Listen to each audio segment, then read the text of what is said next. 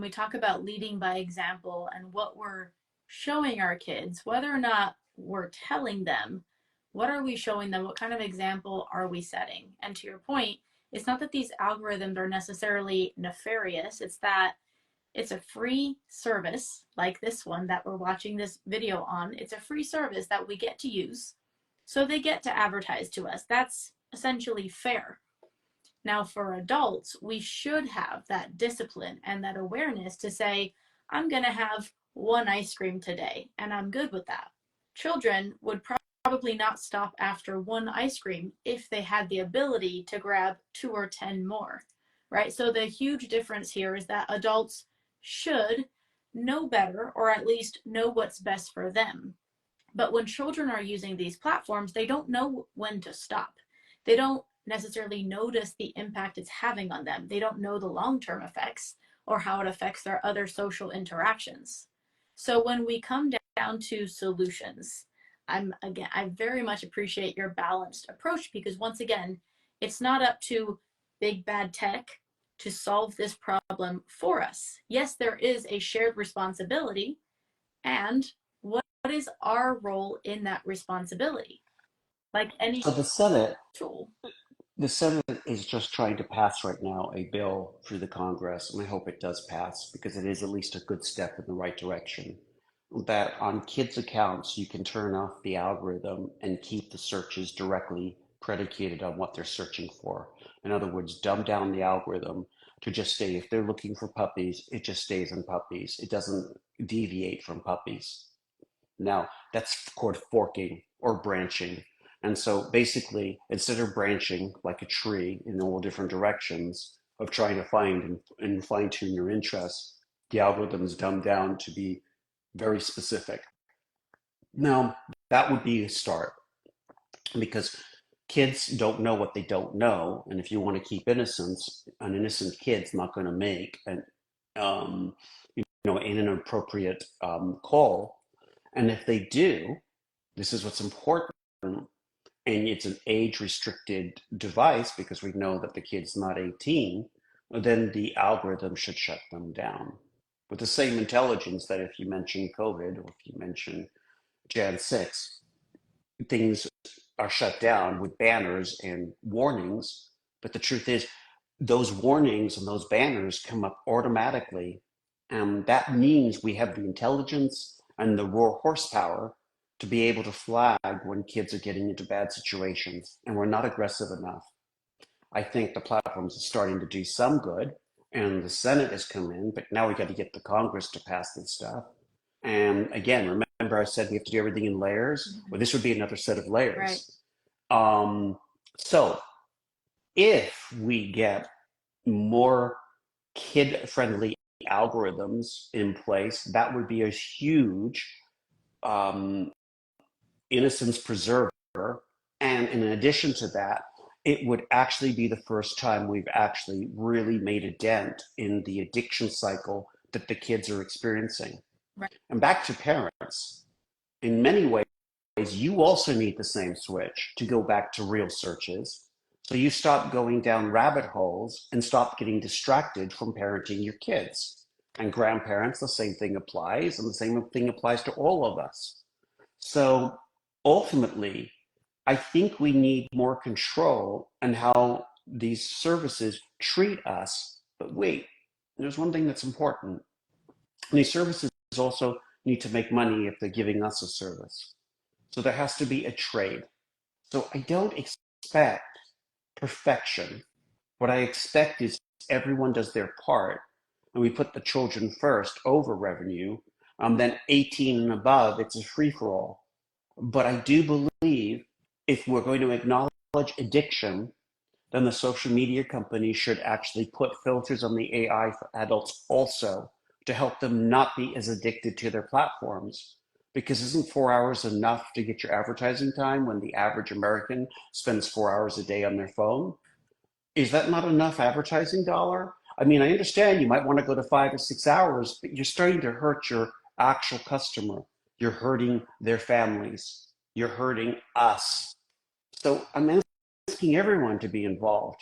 I'm not trying to demonize any particular one party because it's all-inclusive solution. Right. So, if we were to break this down into a call to action, what do you think are the top two most important things that parents need to do today or need to be aware of in order to protect their children? Get into their environment, learn what they're looking at. Number one. Number two, make sure if you have not done it, you you create a sandbox, an environment for them, like the Bark app or something. And if you're not willing to do that, then at least make sure that your network is not opened up to bringing in the world, bringing every porn site in.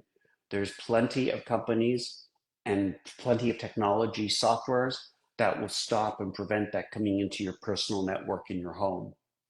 And I want parents to research and figure out a defense in layers of how they're going to protect their children and realize they also need to be disciplined enough to realize that the technoference is coming from them. And the American Medical Association feels it's bad enough that they're declaring this a true problem, something that we have to now really worry about.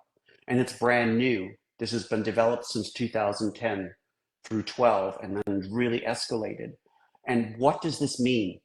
Technoference means that we have some unhappy, suicidal children that don't believe they're loved. Mm, That's really sad. it is. So I want us to improve that. And remember, guys, we can, because this is a local solution. Touch your children too every day. I know that's something that we forget. If we're on devices, you're not touching something that is human, and our humanity is literally compromised. When you're in the device bubble, you are not a human. You're part cyborg and you're part human because your brain is interfacing with AI, with technology.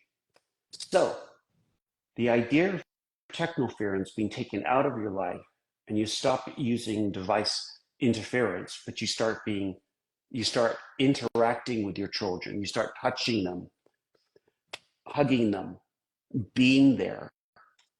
That will create the next generation of children, just like with soft drinks, just like with cigarettes, that will have better digital hygiene because they will have been brought up with it and understand why it's so important. And it's really us educating each other and us coming together and helping each other that will change the world. Mm, And I want you and me, as I bring this to a close tonight, to really understand us. You and I, Kim, have come to this world with our personal stories, which we won't go into tonight, but I will just tease people. We will be discussing these stories in many more episodes of these things. But the cool part is that we have a reason to be talking to people about this stuff. I personally grew up in an entertainment family, and I grew up with some pretty exceptional situations that occurred that changed my worldview. So I want people just to appreciate I'm not doing this because this is fun. I'm doing this because I'm convicted to change as many people's perspective on technology as I can. So that way we create a better world for the next generation. That's what I'm all about. And so what can people do? Change your perspective. Stop the technoference. Get involved with your children's activities. Put passwords first on your list to actually augment so you don't get hacked. Realize that there is truly your information's out there if you're an American, and anything can go wrong now. And take more responsibility for your digital life. There comes, and therefore, digital hygiene. That's my spiel for tonight. And I just hope tonight I've changed at least one person's mind. completely. And I really appreciate the education and the influence that you're putting out there because, like you said, neither of us are doing this for any type of notoriety. It's because we've seen too much in our own perspective of the world, in our lived experiences, and the work that we do today. We've seen not only the dangers, but also some very solvable problems that we want to bring to people's minds so that they're first of all, aware of the layers because there's always multiple aspects to any problem and to any solution.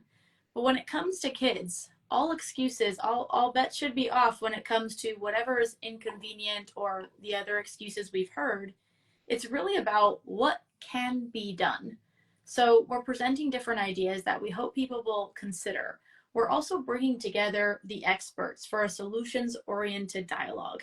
I've seen the need to do this not only in the realms of technology, cybersecurity, law enforcement, and also tech giants, but bringing in the advocacy groups and the survivors, the parents and caretakers, the psychologists. There's people in different realms of this dialogue that need to be heard. And more importantly, we need to come together so we can actually talk together and decide on solutions that are tangible, practical, and effective. So I want to thank everybody for listening and for being part of this movement and part of this dialogue. We do want to invite you to join us with your questions, your concerns, your feedback. We want to address them. We want to make sure to get answers to these questions. And we are definitely working towards solutions. So we appreciate you guys interacting with us live tonight and those also watching the replay wherever you may be. Thank you again for listening. Please leave us your feedback in the comments or please reach out to us. We want to hear from you. Please know that both Mark Stross and I are very open-minded. There's not much that could really shock us or turn us away from a subject when it comes to the real problems and the real solutions in protecting children in our modern age where most, if not all of them, have access to the digital world. So Mark Stross, my friend, thank you so much for your insights and everything you've shared today. Definitely look forward to the next one.